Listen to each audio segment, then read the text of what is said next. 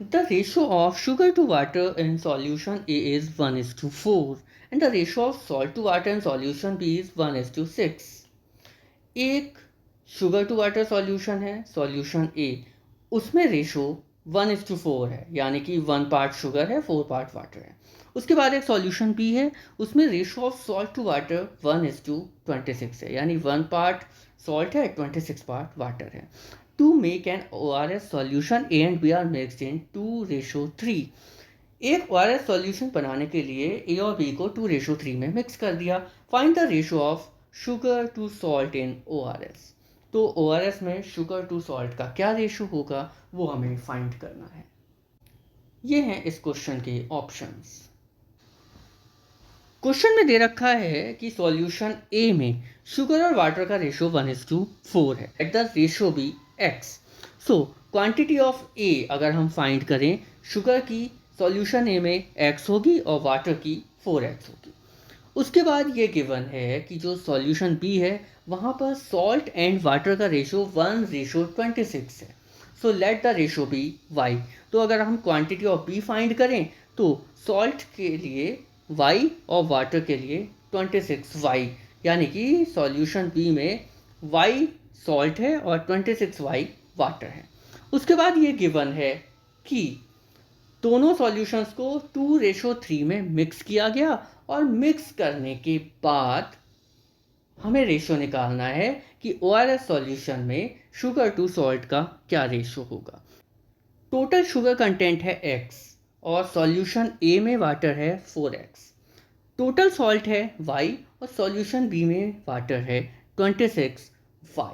तो यानी quantity of A, total quantity हो गई 5x 4x प्लस x और क्वांटिटी ऑफ B हो गई 26y प्लस y यानी 27y, और इन दोनों का रेशो गिवन है 2:3। उसके बाद वैल्यूज पुट करके सॉल्व करेंगे x अपॉन y के लिए एंड वी विल गेट 18/5।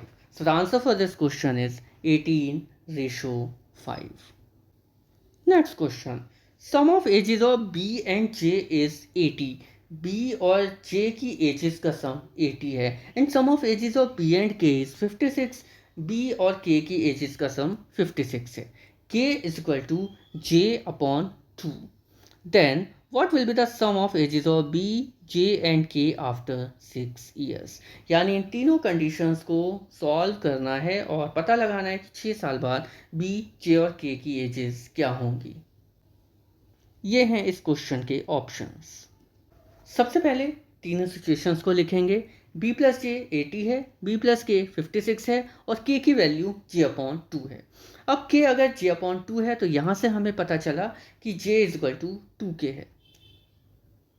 अब k is equal to j upon 2 है तो यानी कि j is equal to 2k है। अब फर्स्ट इक्वेशन में हम j की जगह 2k रख सकते हैं, तो पहली इक्वेशन हो जाएगी b plus 2k is equal to 80 और सेकेंड इक्वेशन तो है ही b plus k is equal to 56। Elimination method का यूज करेंगे और we will get k is equal to 24। अब जब k की वैल्यू 24 आ गई है तो j की वैल्यू 48 होगी क्योंकि j is equal to 2k है। उसके अलावा हम लोग दोनों इक्वेशंस में से किसी भी इक्वेशन की हेल्प से b की वैल्यू फाइंड आउट कर सकते हैं। मैंने यहाँ पर सेकंड इक्वेशन की हेल्प से b की वैल्यू फाइंड की है जो कि आ गई है 32। सो आफ्टर 6 ईयर्स इनकी एज क्या होगी, हमें पता है b की एज 32 है, j की 48 है और k की 24 है। 6 साल बाद तीनों की एज 6 साल बढ़ जाएगी।